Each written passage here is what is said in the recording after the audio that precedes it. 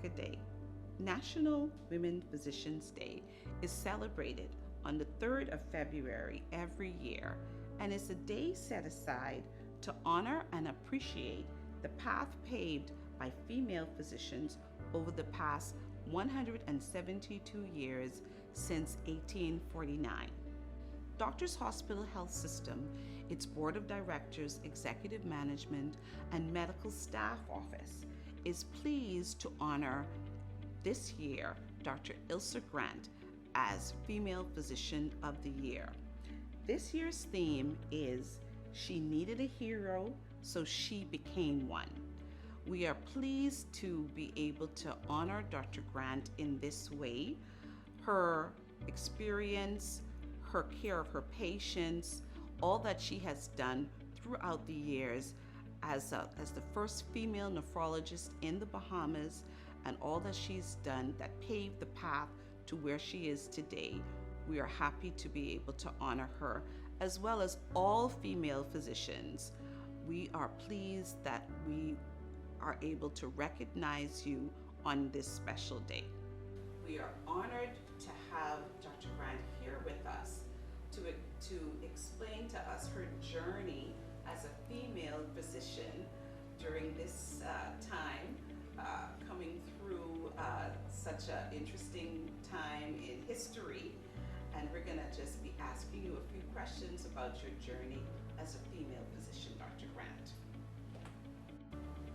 Dr. Grant, what was your inspiration for becoming a physician and ultimately a nephrologist? What a big question. I like people and I like helping people.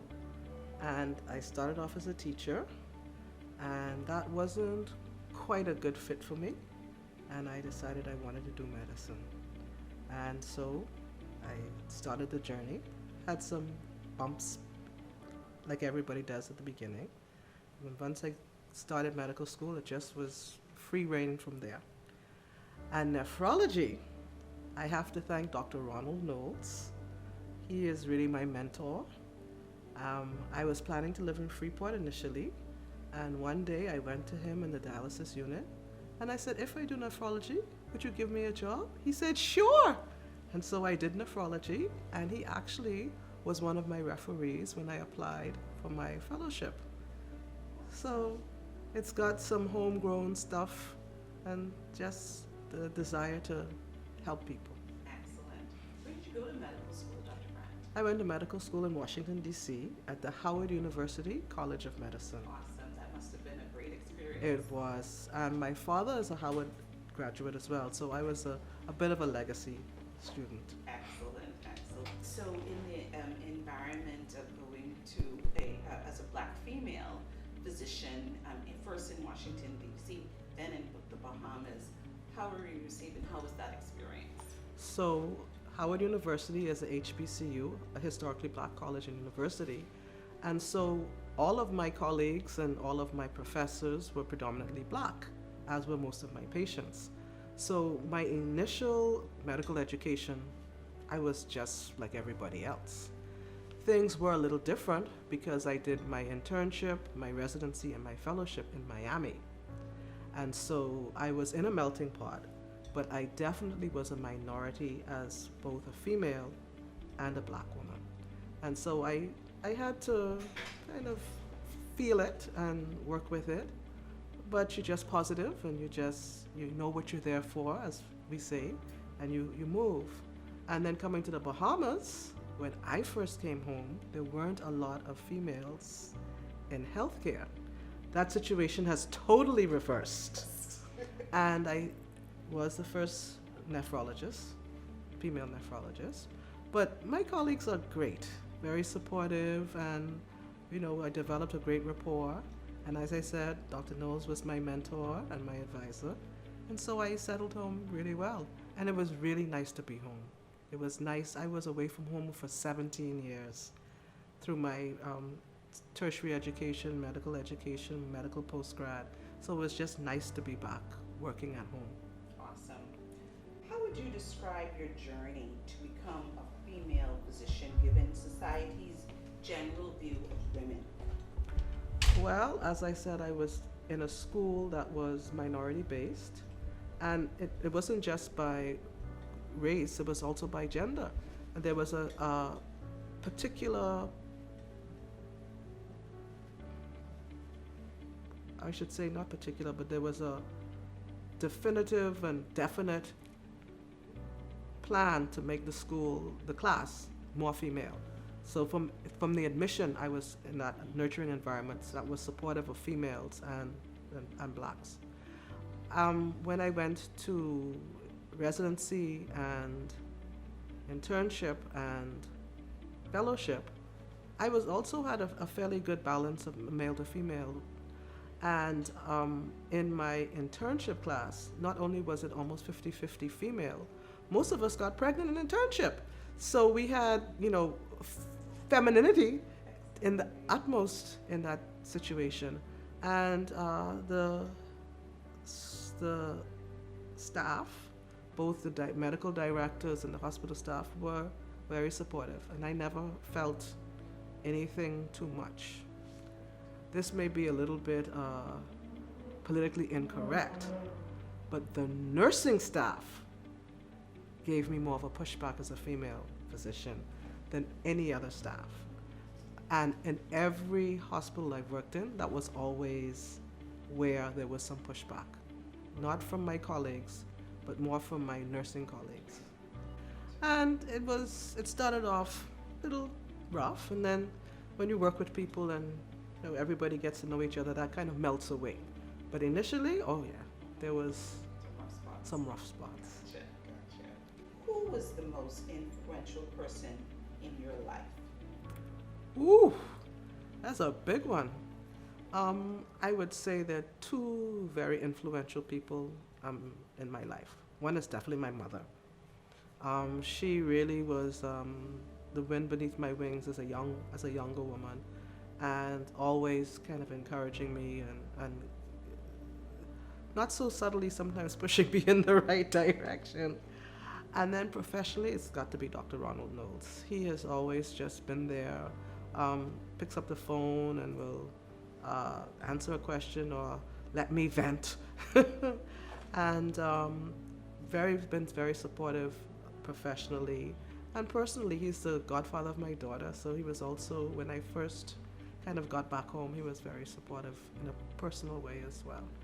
So, but now at this stage in my career, you're not going to believe this, but it's my younger colleagues. They're very supportive and very, very, supportive is not a good word, inspiring, encouraging. Yeah, so I call them my children. And I'm sure it's bi-directional as well. They say. Absolutely. As it relates to a lasting legacy, where do you see your work and efforts fitting into the wider spectrum of how women should be viewed in space? Wow. Glad you didn't give me a chance to prepare for that one. I think that women are nurturing, and I think that there is a difference in the genders. The life of a man and the life of a woman are not the same. And I think I'd like my lasting legacy to be that I was supportive and encouraging to other women in medicine. I think I've tried that my whole career, especially since I came back home, to try and encourage them to find work-life balance, which has been a struggle. The environment is more friendly to it now, but it wasn't when I was a young physician. So I think that's what it would be, to be thought of as a nurturer and somebody who really encouraged female physicians to find work-life balance. Awesome.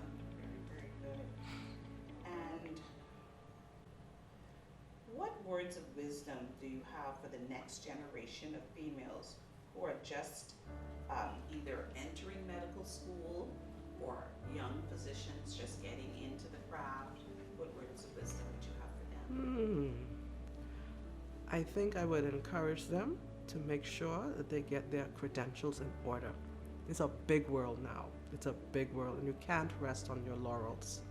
So if you're going to be a nephrologist, then you have to plan your life. You have to make sure that you're going to pursue nephrology, make sure you're going to get your certification in nephrology, and be very particular about ensuring that your credentials are in order. I think that's definitely one thing. And the other thing too, back to the same phrase, work-life balance. You have to have that. If you don't, burnout is always in the shadows. Would you, at this stage, encourage young female physicians who are not yet, haven't decided what they want to do, like what specialty they're going into? Would you recommend nephrology? Absolutely. It's interesting. There are now 1, 2, 3, 4, 5 nephrologists who were my students. Some of them I saw it, and some of them I didn't. And I was having a teaching session this morning, and 2 of the young ladies said, "Dr. Grant, we asked to come to nephrology because we really enjoyed your sessions." I was like, what? So there seems to be a real interest in nephrology, and there's a need. I've got to plug it. There's a need. We have a very high incidence and prevalence of renal disease, and so I think we will never, ever have a dearth or an overabundance, I should say, of nephrologists. Everybody who does it will always find a promising career. Awesome. Tell me, how do you achieve the work-life balance? It took me a long time to get there. If you speak with my children, they'll say, I'm not there yet. But it just took you have a firmness about separating work and play. You just have to be very mindful and very disciplined about it. And you have to learn the word no. And it's a very hard word in this business, but you have to learn the word no. If you don't master that, you're gonna just be working, because there's always so much to do.